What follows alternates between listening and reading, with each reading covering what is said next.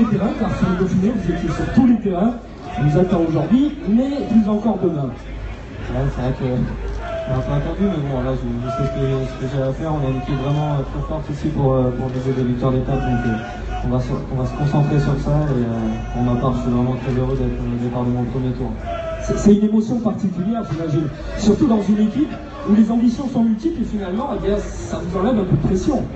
Ouais, c'est ça, voilà, c'est une émotion particulière. Rien ne remplace le tour, c'est une course à part. Et d'être au départ de mon premier grand tour, c'est incroyable, et d'autant plus sur le Tour de France. Donc voilà, on va essayer de faire au mieux pour remporter nos objectifs au long des 3 semaines. Vous le découvrez sur les routes du Tour, amis public, je pense qu'on peut l'applaudir. Julien Alaphilippe, l'un des grands espoirs du peloton français. Julien Alaphilippe, une nouvelle fois la 2e place sur les routes de la Flèche Wallonne, et sur le Dauphiné, il a crevé l'écran. Il a crevé l'écran, c'est vrai, Julien Alaphilippe, sur les routes de la Flèche Wallonne tout d'abord, et ensuite sur le critérium du Dauphiné, et ce dès le prologue dans la localité des Jets. Il s'est montré et nous avait également ravi par sa performance du côté du Tour de Californie juste avant cela. Mesdames et messieurs, il reste une vingtaine de minutes à tous les coureurs qui n'ont pas encore procédé à l'élargement tactile de venir le faire. 20 minutes avant la fermeture donc du podium signature. Ensuite, toute notre attention se tournera bien sûr vers la ligne à partir de laquelle sera donné le départ fictif, on le rappelle, à midi 20. Frédéric, en direct sur Periscope, tu es en charge du podium signature. Comment ça se passe pour cette première étape? On a la grosse pression, mais pas autant que la course, mais tout va bien.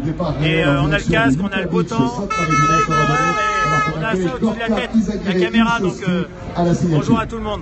Donc, venez nous rejoindre ici, c'est mieux. Et l'un des coureurs les plus expérimentés de ce peloton, il dispute le Tour de France pour la 15e fois, Eymar Zubeldia. Juste derrière, mesdames et messieurs, vainqueur de Paris-Nice 2016, l'un des lieutenants de choc de Christopher Froome, voici Geraint Thomas. Jarlinson Pantano pour la formation Yann, il vient de remporter une étape au Tour de Suisse. Attention à ce Colombien, je vous propose de l'applaudir très très fort. Jarlinson Pantano.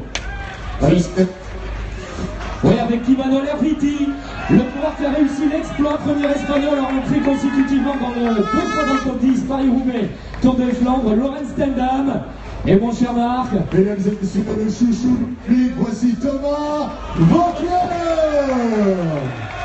Thomas Voeckler, 10 jours avec le maillot jaune en 2004, 10 jours en 2011, 4e du classement général, 4 victoires d'étape.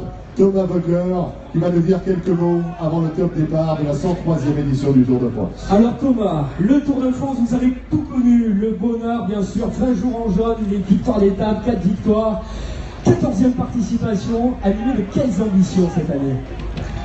Me faire plaisir et puis surtout avoir un bon bilan pour l'équipe Direct Energy.